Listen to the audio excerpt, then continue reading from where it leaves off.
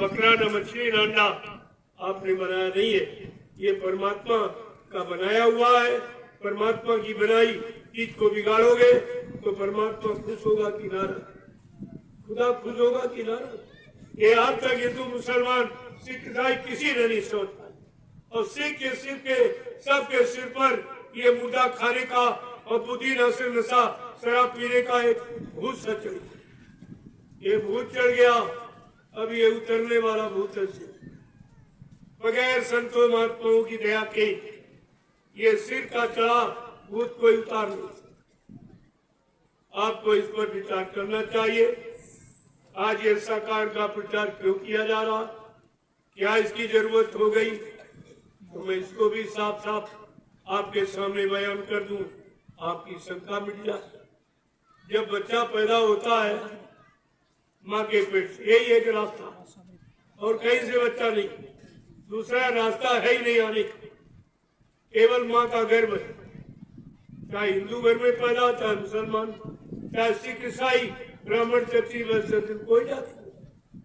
तो मैं आपसे ये पूछने आया हूँ, क्या किसी माँ ने पैदा होने के वक्त अपने बच्चों को अंडा खिलाया था, मुर्गा खिलाया था, मछली का मांस, बकरे का मांस खिलाया था कि बुद्धि नाशक नशा शराब, गांजा, भांग, अफीम पिलाई थी? हर माँ ने अपना दूध पिलाया। ये दूध शुद्ध शाकाहार। तो हम लोग, हमारा तो जन्मसिद्ध अधिकार शाकाहार, हम शाकाहारी बन के पैदा ही हुए। तो आपको एक नई बात कहाँ बताई है? तुम्हारे जन्मसिद्ध अधिकार को बताया जा रहा कि आपका ये जन्मसिद्ध अधिकार, 3 अधिकार लेके आप पैदा हुए, शाकाहारी, सदाचारी और ब्रह्मचारी। ये 3 गुण लेके आप पैदा हुए, और 3 में से तुमने पहले ही खत्म कर दिया कि आप शाकाहारी नहीं रह पाए। अब सदाचारी, ब्रह्मचारी कैसे रहोगे? फिर आपका जीवन सुख में, शांति में कैसे बनेगा? फिर आप लोगों पर दया, रहम कैसे करोगे? सबके काम कैसे आओगे? प्रेम, प्यार, मोहब्बत, सेवा, दया, सदाचार, परमात्मा की यादगार कैसे करोगे? जब शराब पी लोगे तो परमात्मा की याद आएगी, खुदा की याद आएगी, गुरु की याद आएगी। तो शराब पी के नाली में गिर जाओगे, सब भूल जाओगे। तो कितना अनैतिक कार्य आप कर बैठते हो उसी अखाद्य पदार्थ के कारण। जो तुमने गंदे कर्म किए, आज उसी की सजा ये कुदरत सुनाने जा रही है। जो तरह तरह की नई नई बीमारियां बाबा जय गुरुदेव जी महाराज ने बहुत पहले आपको इशारा किया। सन 1980 से पूरे हिंदुस्तान को जानकारी दे कि बच्चा शाकाहारी हो जाओ, अच्छे, नेक, भले, ईमानदार, चरित्रवान बन जाओ। न कुदरत नाराज हो गई तो उसकी नाराजगी से फिर कोई बच नहीं सकता। लोगों ने उनकी बात नहीं मानी, हंसी मजाक समझा। अरे संत महात्मा कभी हंसी मजाक करते? वो तो तुमको समझाने के लिए, सही रास्ते पर चलाने के लिए, सच्चा लाभ आपको दिलाने के लिए आते तुम, लेकिन तुम हंसी मजाक किसी ने नहीं सुना। और बाबा जी ने यह भी कहा 6 नवंबर 1986 ये घोषणा की थी कि अगर तुमने मेरी बात न मानी और शाकाहारी और सच्चे, ईमानदार, नेक, भले, चरित्रवान न बन पाए तो कुदरत की तरफ से एक ऐसी बीमारी आ रही जिसका नाम है कोरोना।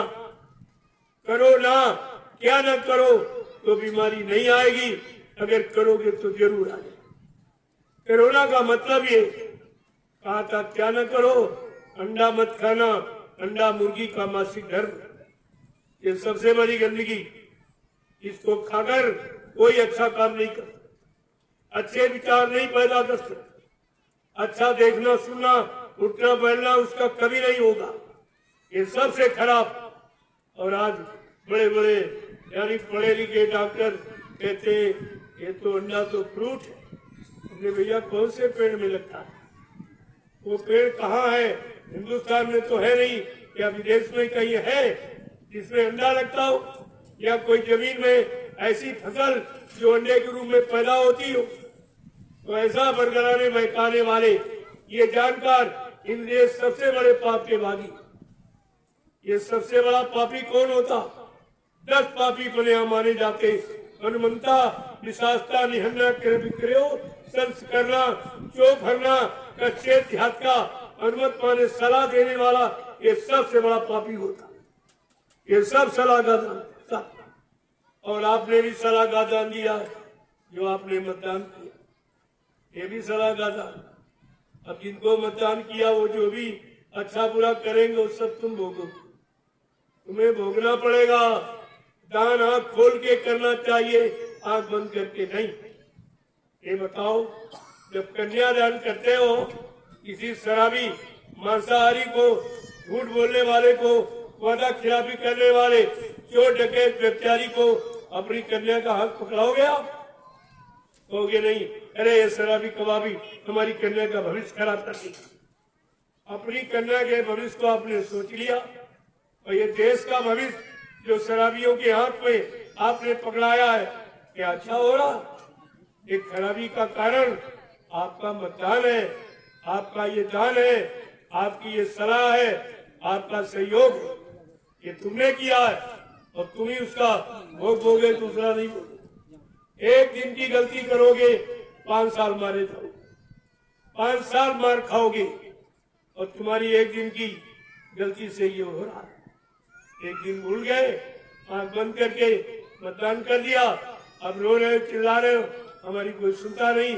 ये गरीबी बढ़ा रहे, महंगाई बढ़ रहा है, बेरोजगारी बढ़ा रहे, ये मतलब यानी टैक्स बहुत लगा दिए, ये जीएसटी लगा दिया, ये कर दिया, वो क्यों कहते? पहले नहीं सोचा था कि हम जिसको सहयोग कर रहे हैं वो कैसा है, ये काम करने वाला है कि हमारा नुकसान करने वाला, हमको लाभ देने वाला, ये आपको विचार करना चाहिए। और यही शिक्षा संत महापुरुष आपको देते।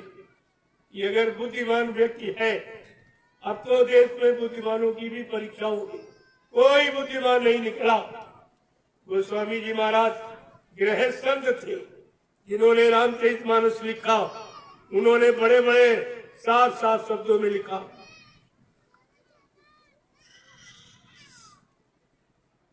क्या कहा उन्हें कि सुन खाग पाती ये समुझी प्रसंगा, और बुध नहीं कर ए अधम कर संगा।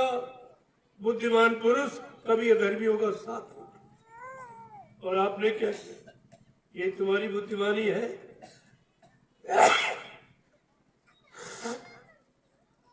जो झूठ बोलने वाले, वादा खिलाफी करने वाले, दगेबाजी करने वाले, जो शपथ खाई वो शपथ ही खा गए, गंगा जमुना उठाई सब पी गए, रामायण गीता भागवत पुराण बाइबिल गुरु ग्रंथ साहब को उठाए और सब खा गए, पी गए।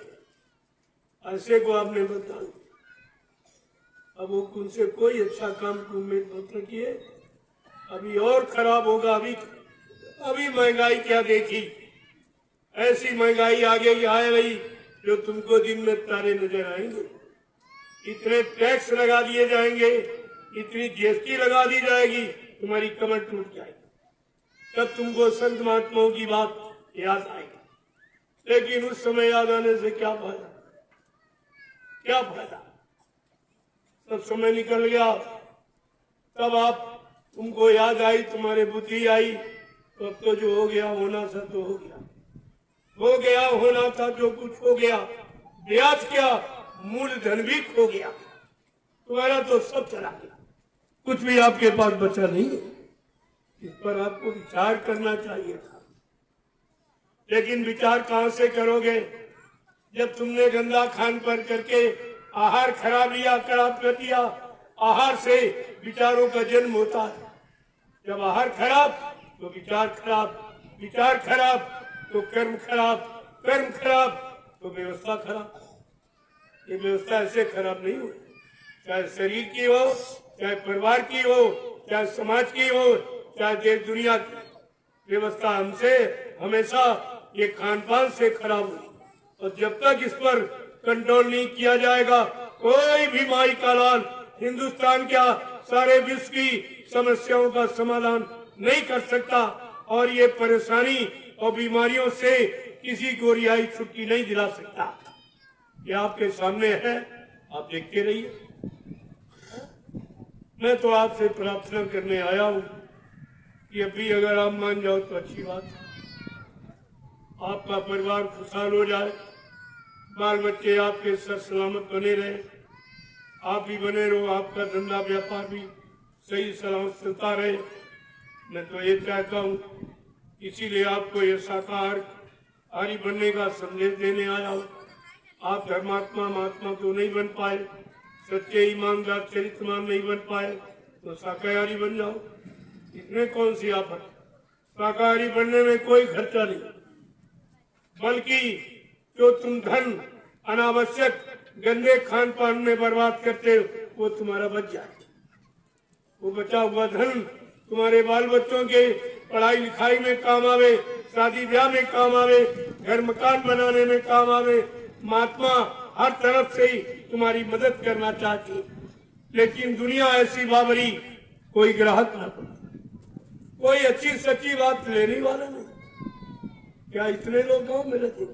इन्हीं को चाहिए अच्छा, इन्हीं को अच्छा समय, इन्हीं को सुख शांति, यानी इन्हीं को चाहिए, बाकी किसी को नहीं चाहिए।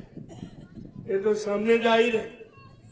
लोग पुरानी कथाएं सुनाते, पुरानी चर्चा करते, कितना खर्चा लेते, और जिससे कुछ होने वाला नहीं। जो पुरानी गीता, रामायण, भागवत, कुरान, बाइबिल, गुरु ग्रंथ साहब, ये सब आप पढ़ते हो, ये तो पहले की लिखा पढ़ी, तुम्हारे समय की इसमें कुछ नहीं, और न तुमको उसके पढ़ने से तुम्हारी कोई समस्या हल हो पाए। आप इतने दिन से इन किताबों को पढ़ रहे हो, कोई बीमारी कम हुई, कोई परेशानी तुम्हारी गई, कोई मुसीबत दर्द यानी तुम्हारा कुछ खत्म हुआ, कोई लड़ाई झगड़े कम हुए? ये सब और बढ़ गया और बढ़ता चला जा रहा। फिर शिक्षा का और इस सिद्धांत का तुम्हारे ऊपर कौन सा असर पड़ा? तो इसलिए संत महात्मा कभी अटकाते भटकाते नहीं, वो समय समय की चीज आपके सामने रखते।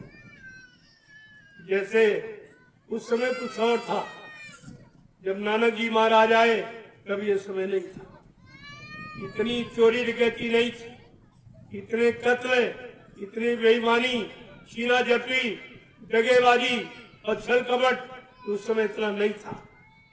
तो उस समय उन्होंने वाहे गुरु नाम जगाया था और कहा, इस नाम को जो लोग लोगे उनको लाभ मिलेगा। जब तक मैं मौजूद रहूंगा तब तक मेरे जगाए के नाम का लाभ मिलेगा। जब मैं चला जाऊंगा तो इस नाम से आपको कोई लाभ नहीं मिलेगा। फिर कोई दूसरा संत आ जाएगा, वो आपके लाभ के लिए नाम लगाएगा, वो चला जाएगा, कोई तीसरा आ जाएगा। इस तरह संतों का आना जाना ये बंद नहीं होगा। वो समय समय पर समय से जीवों को लाभ देने के लिए कोई न कोई नाम जगाते रहेंगे। लेकिन तुमने वो बात मानी नहीं, तुम टेकी टेकी बन गए। अब टेकी बन गए, चीटी बन गए तो काम होने वाला नहीं, कुछ नहीं हो रहा, क्योंकि आप उस चीज को समझते नहीं हो। ये दाढ़ी का, पगड़ी का मतलब क्या अभी तक नहीं जानते? ये सब कुछ रखने का, बाल रखने का मतलब तुम वो काम करो तुम्हारा कोई बाल बांका नहीं कर सकते। वो काम क्या है? वो है संतों की शिक्षा, संतों के सिद्धांत, संतों की नीतियां, संतों के कानून। जब वो आप जान लोगे, उसके अनुसार अपने जीवन को पाक साफ निर्मल पवित्र रखोगे तो तुम्हारा कोई बाल बांका नहीं करेगा। इस बाल का ये मतलब, ये सब संतों के इशारे हैं, ये चिन्ह है उनके और आपको दिए गए, लेकिन आपने एक भी चिन्ह की मर्यादा नहीं। पगड़ी ये लाज है, ये लाज है। पगड़ी सिर का मुकुट, सिर का ताज है। पगड़ी कोई नीचे गिरा दे तो अपमान माना जाता, यही आपका अपमान हो जाए। ये सम्मान रखने की चीज, ये सम्मान सूचक चिन्ह है पगड़ी। ये आपका एक अनोखा सम्मान इस सृष्टि में है। अगर आपने पगड़ी बांधी, यानी पगड़ी का मतलब आप सारे जातियों के, सारे इंसानों के सिरमौर हो, सिरमौर हो, और तुम भी शराब कबाब में फंस गए। इस पगड़ी की मर्यादा खराब कर दी। तो आपको इसकी सजा मिले। ये 5 अस्त्र आपको इसीलिए दिए गए थे। ये 5 अस्त्र तुम्हारे पास सुरक्षित रहेंगे, तुम्हारा कोई बाल बांका नहीं कर सकेगा। लेकिन तुमने पांचों खराब कर दिए, न केस का, न कड़ा का, न कच्छ का, न कृपाण का, न कंधे का। तुमने कोई महत्व रखा, कोई सम्मान आपने रखा। जब तुमने इनका सम्मान नहीं रखा तो तुम्हारा सम्मान चला गया। इन्हीं पर तुम्हारा सम्मान था। ये संत महात्माओं ने जो चिन्ह आपको दिए थे, इनकी कोई महिमा, कोई गरिमा थी, लेकिन आपने कुछ, क्योंकि आपने सत्संग करना छोड़ दिया, संतों की शिक्षा लेनी छोड़ दी, मनमानी तरीके से रहने लगे दुनियावी सांसारिक लोगों के साथ, और धीरे धीरे पूरी दुनियावी सांसारिक लोगों की संगत करके और आप भी खराब हो गए। अब आप खराब हो गए तो आप फिर इस भेष को क्यों बनाए? इनमें तो आपको सजा मिलेगी। जब इसके लायक तुम नहीं हो तो उसके उतार के रख। अगर नहीं पालन करना है तो इसको बांधने से गाड़ी बाहर रखाने का कोई लाभ नहीं, बल्कि आपको सजा मिलेगी। अगर इसके मुताबिक आप नहीं बन पाए, नहीं चल पाए, इसका सम्मान नहीं रख पाए, तो आप सजा पाने के अधिकारी बनेंगे। मैं प्रार्थना के रूप में आपसे कह रहा हूं, नहीं मानोगे तो आप जानो आपका काम जाने। आगे कुदरत आ रही तो सबको बना लेगी। चिंता आप क्यों करते हो? अभी तो संत महात्मा आपको आगाह करते हैं, जानकारी देते हैं, चेतावनी देते हैं, इशारा करते हैं कि जाओ, अच्छी बात है, नहीं तुम जानो तुम्हारा काम जानो। अर्जी हमारी, मर्जी आपकी। समझो न समझो, ये खुशी आपकी। हम मुसाफिर हैं, अभी अपने घर जाएंगे। हम तो आपको बताने आए हैं, मानवता के नाते आपको समझाने आए कि मान लो तो अच्छी बात, नहीं कुदरत है तैयार खड़ी, आगे मुसीबत बड़ी बड़ी। अगर शाकाहारी बन जाओगे, बीमारियों से बच जाओगे। ये लाभ आपको है, अगर आप करोगे तो आपको मिल जाएगा। जय गुरुदेव, जय गुरुदेव, जय गुरुदेव, जय गुरुदेव। नाम किसका? प्रभु का। जय गुरुदेव। नाम किसका? प्रभु का। प्रभु का प्यारा नाम। जय गुरुदेव। अब आप लोग खड़े हो जाओ।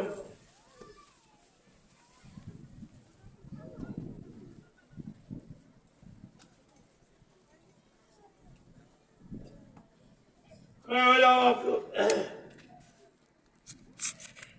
देखो प्रेमियों, खड़े होने का मतलब, खड़े तो रोज ही होते हो और बैठते भी रोज हो, लेकिन हमारा उद्देश्य कुछ और है। खड़े होने का मतलब, अब अच्छे सच्चे नेक भले ईमानदार चरित्रवान समाज के निर्माण के लिए अब आप लोग खड़े हो। अब सुस्ती करने की जरूरत नहीं है। ये परिवर्तन का समय है। परिवर्तन किसी को माफ नहीं करता।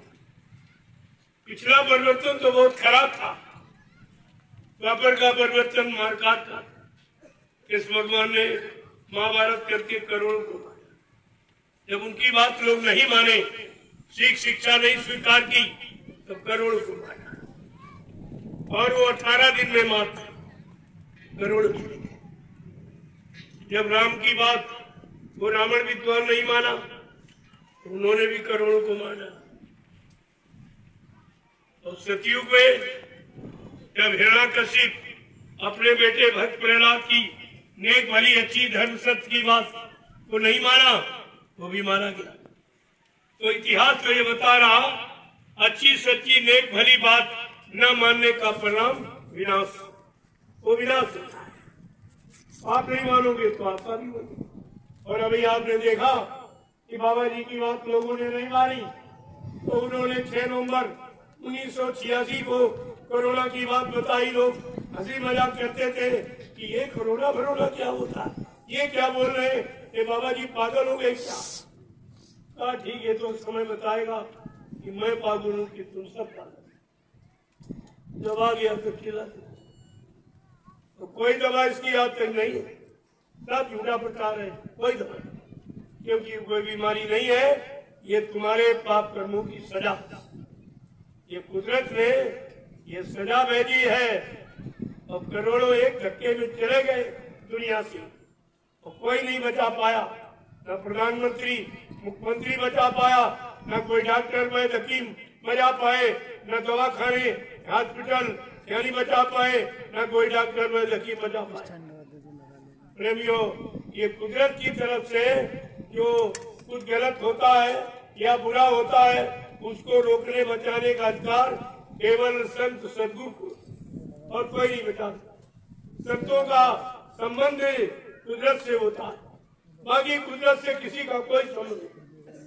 कुदरत किसी को नहीं मानती, न किसी को माफ करती है, लेकिन संत महापुरुष कुदरत को मना लेते, मनाना जानते हैं, क्योंकि वो कुदरत का काम करने ही आए। जब कुदरत का काम करने आए तो कुदरत हमेशा उनके पक्ष में रहती है, जो वो कहते हैं वो कुदरत करती है। लेकिन आप सब भूल गए इस बात को और मुसीबत में आते हैं। तो इसलिए अभी आपके लिए मौका, अभी वक्त है गुनाहों से तू तौबा कर ले, फिर न कहना हमने सुना था पैगाम नहीं। मैं ये कहने किसी को नहीं दूंगा, मैं पूरे हिंदुस्तान में घूम घूम कर ये संदेश दे रहा हूँ, लोगों को जानकारी दे रहा हूँ। आगे आने वाले खराब समय से बचाने के लिए ये महाप्रसाद भी दे रहा हूँ, जो हिंदुस्तान में कभी किसी ने दिया ही नहीं, न पहले दिया, न आज कोई दे रहा, न आगे कोई दे सकेगा। ऐसा एक काम आपके सामने अनोखा होगा।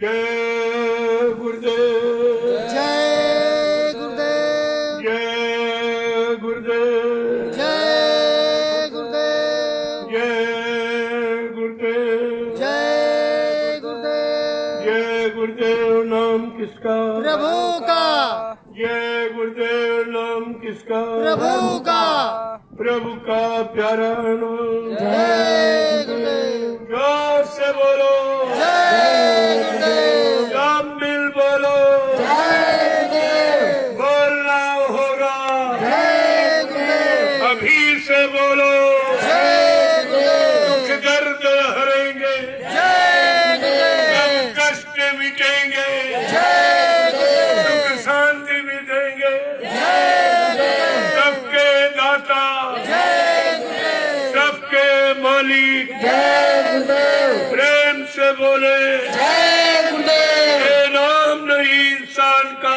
ये नाम है प्रभु का, ये काम नहीं इंसान का। ये काम है प्रभु का। प्रेमियों, भी इंसानों के बस का काम नहीं। अगर इंसानों के बस का होता, ये 70 साल की आजादी ये सब आपको परिचय दे रही कि आपका कोई काम नहीं। चुनाव तो आपने किए, इतने चुनाव किए, चुनाव पर चुनाव, चुनाव पर चुनाव, सारा देश चुन लिया, कुछ नहीं बचा, कुछ भी नहीं बचा और काम कुछ नहीं। जिसको आपने चुना उन्होंने तुम्हारे भले का, तुम्हारे लाभ कल्याण का कोई काम नहीं किया। फिर चुनाव का मतलब क्या निकला?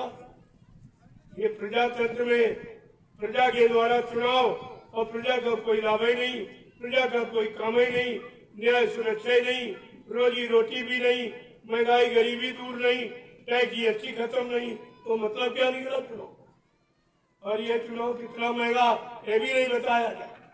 ये भी भारत की जनता से प्रजातंत्र में चोरी की गई कि प्रजा को ये नहीं बताया गया ये चुनाव जो तुम्हारे लिए किया जा रहा कितना महंगा,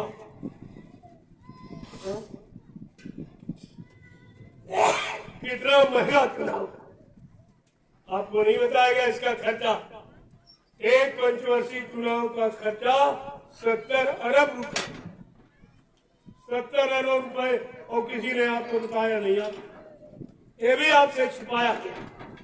और ये खर्चा कौन देगा?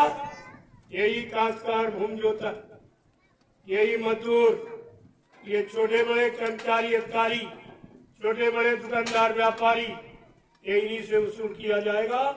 महंगाई लगा के टैक्स बढ़ा के जीएसटी लगाकर ये सब तुम्ही से वसूल किया और तुमको एक चुनाव से कोई लाभ नहीं मिला तो तुम जागोगे क्या? ऐसे सोते रहोगे, ऐसे मार खाते रहोगे, ऐसे महंगाई झेलते रहोगे, ऐसे गरीब और दुखी बने रहोगे? विचार करना चाहिए आप। तो नहीं विचारोगे तुम जानो तुम्हारा काम है। बात बताना, सचेत करना, इशारा करना मेरा काम, पालन करना आपका काम। करोगे तो लाभ मिलेगा, नहीं करोगे तो और मुसीबत में चले जाओ। आगे ये भारी मुसीबत आ रही जिसका कोई बयान नहीं कर सकता, लेकिन जो देखते हैं संत महापुरुष आपको सब पता है। उनकी दिव्य दृष्टि खुली, वो अपनी दिव्य दृष्टि से ये भविष्य को देख रहे कि आगे आने वाला भविष्य कितना खराब, कितना दुखों से, मुसीबत, बीमारियों से भरा हुआ।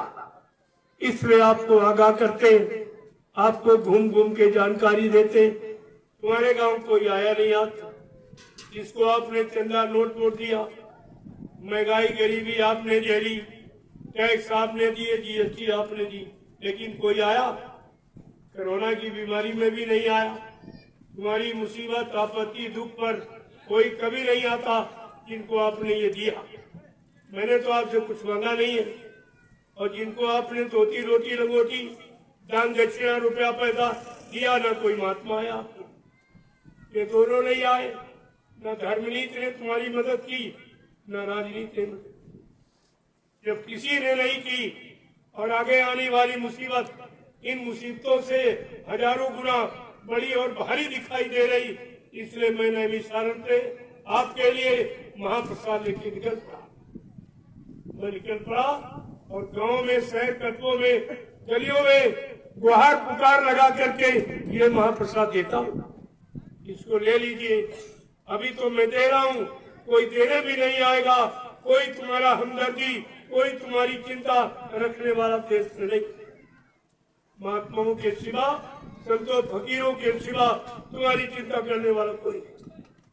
तो मैंने ये अभियान जारी किया है और हर जगह प्रेमियों को प्रसाद देता हूँ। कल मैं आपके यहाँ तक आया, रास्ते में कितने कुंटल माटी, सब कुछ रास्ते में सब खड़े मिले। मैंने देखा कि बहुत परेशान, बहुत बीमारी है बेचारे, कैसे बच्चों को पालेंगे, दवा कहाँ से लाएंगे, इतना पैसा इनके पास नहीं है। चलो इनको ये दवा प्रसाद के रूप में दे दी जाए तो इनकी बीमारी कम हो जाए। लेकिन कहा भाई ये करना आशा कार्य है, बगैर परहेज की दवा नहीं काम करेगी। ये परहेज है, आपको अंडे, शराब, गोश्त, मांस मछली से दूर है, दूसरे के धन, स्त्री पति से दूर रहना है, किसी की निंदा आलोचना बुराई नहीं करनी है।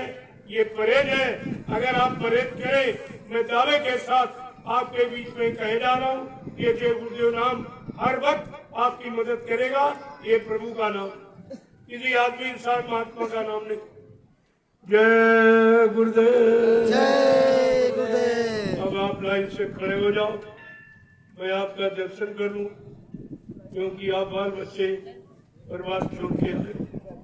इतना तो त्याग आपने किया ही, इसलिए मैं आपका दर्शन करूंगा, आप सबको प्रणाम करूंगा, और ये महाप्रसाद मिल जाए तो आप उसको ले लें।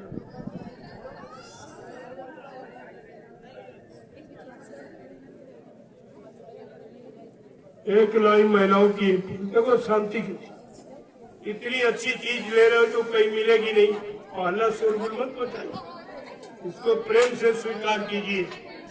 ये महाप्रसाद हिंदुस्तान में कोई नहीं दे रहा। देखिए सद्गुरु दयाल की कैसी महान कृपा दया है कि वो अपनी दया किस तरीके से तुम्हारे तक पहुंचा रहे हैं, यही उनकी मौज मर्जी है। जय गुरुदेव, जय गुरुदेव, जय गुरुदेव। सतयुग कौन लाएंगे, विश्व में शांति कौन लाएंगे, जन जन में प्रेम कौन लाएंगे। इस बात को गांठ में बांधो, ये काम तुम्हारा कोई नहीं। इस काम करने का वादा किया जा रहा, ये कभी किसी ने किया ही नहीं। वो काम करके दिखाया जाएगा, इसलिए आप अपने काम को समझ लीजिए। जय गुरुदेव। देखो एक झंडा गाड़ा हुआ, अरे भाई झंडा गाड़ा आपने नहीं गाड़ा। आप लोग ये सब काम करते हैं अधूरा। तो तुम्हारा कार्यक्रम कराने का मतलब था, जब खेती जनता को कोई लाभ न मिले तो तुम्हारा कार्यक्रम कराने क्या मतलब। हर जगह मैंने कहा एक झंडा गाड़ा दीजिए। जब लोग झंडे की परिक्रमा करेंगे, उनकी तमाम तरह की बीमारी और भूत प्रेत ये सब उतर जाएगी। ये झंडे का इतना बड़ा काम है और तुम वो काम करते ही नहीं। झंडा गाड़िए आप जल्दी से, रविवार से परिक्रमा करेंगे।